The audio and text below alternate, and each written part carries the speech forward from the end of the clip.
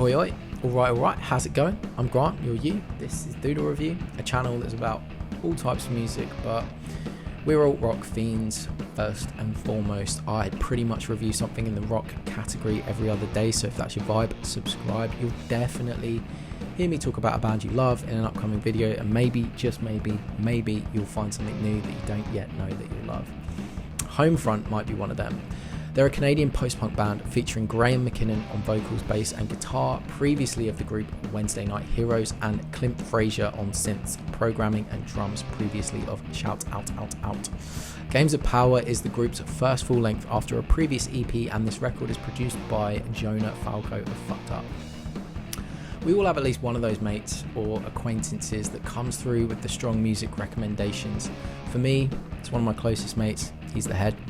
When it comes to anything punk, hardcore or punk and hardcore adjacent, he's always got an album in the tank ready to sling your way, and in fact probably 90% of the reviews on this channel in that genre likely started from one of his recommendations at some point, so I have to thank him for that. But he caught these guys live, I think, supporting High Vis, and then gave me the heads up, and to be honest, I was blown away. I finally got around to listening to it in the last few days of the year, but had I heard it earlier, it would have certainly made probably easily into the top 50 albums of the year list. I did manage to sneak it onto my top 10 rock albums list. Both of those linked up down below, so check them out if you're interested. Now, I'm not sure whether this was the intention of Homefront, and I know I'm slightly kind of biased, but to me, I really feel like this record stylistically represents some of the best of various types of the wide British punk and adjacent scene circa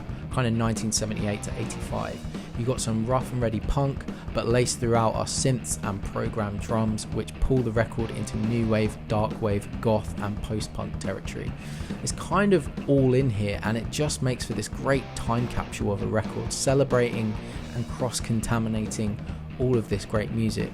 Years ago, I used to be a subscriber to Mojo magazine back when they'd give away like a compilation CD with every issue, and I distinctly remember one issue they put together a comp they called Death Disco. It collected all of these kind of post-punk groove-based tracks, and that name, description and image, like the cover was adorned with a photo of a skull that was covered in little mirror shards like a disco ball.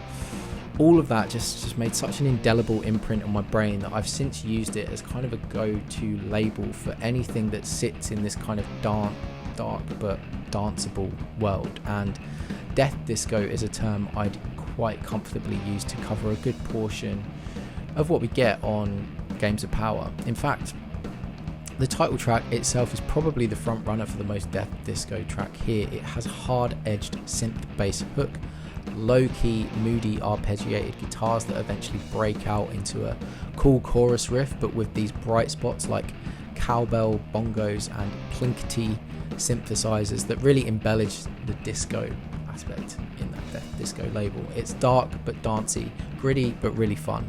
As if to prove my point about this record being a time capsule of British punk splendor, Games of Power itself, a track that wears its New Order influences proudly, follows the song End Transmission, which with its driving beat, bass and vocal melody is actually a beautiful nod to Joy Division.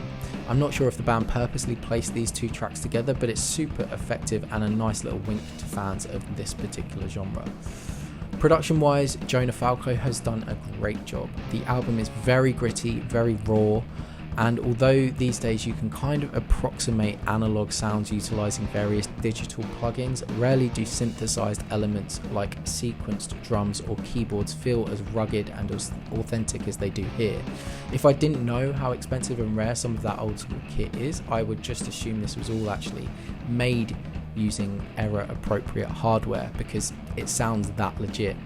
Either these guys are sitting on a goldmine of great synths and drum machines, or digital instruments have just been recorded masterfully to create a 70s tone, but whatever is true, it's impressive and sounds fantastic. When I say raw production, I mean it. New Face of Death, saved for the deep bass frequencies, sounds like a demo, but for the most part this production choice is part of what makes the album so compelling. It just feeds into this aesthetic beautifully. The only time where to my ears the band slightly overcook this raw approach is on the track Face Value, where everything feels just ever so slightly off. The guitars, sometimes the synths, and even the vocals all sort of detune slightly away from each other at points, and compared to the rest of the album, it's just a little too much that it takes me out of the listening experience.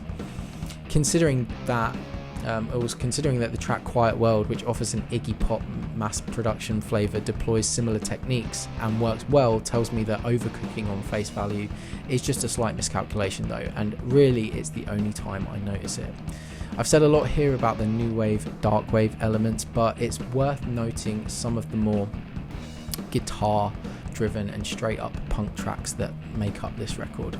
Faded State, Realize and Nation all come out guns blazing with synths, but as the tracks kick in, Homefront show they aren't happy just to leave it all up to the analog sequencing to propel things, with their edgy rhythmic guitars actually getting ahead of the machines and imbuing the songs with a real punk soul. The final flavour I think bears mentioning is the band's fantastic control of pace and tone across the record. Homefront do a great job of balancing the propulsive, edgier tracks, the death disco, and then songs like Overtime and Comfort, which weave melancholy into the mix beautifully, again really feeling authentic to that 70s, 80s era of anger and hopeful hopelessness. Not that that is a million miles away from the 2020s, to be honest. Overall, Homefront has proven to be one of my favourite new band discoveries, and Games of Power is a fantastic album to come out of 2023. This is an 8.5 and I can't wait to see what more the band does in the future. Alright, enough from me though. What do you think? Have you heard this? What did you think? Hit me in the comments, and if you made it this far, don't be cute, don't be coy, stop messing about and subscribe.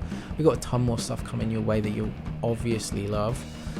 Don't forget to subscribe, share some thoughts, show some love, or just hurl some abuse in the comments. Check out some videos linked in the description below, and I'll see you in the next video. Cheers mate, bye.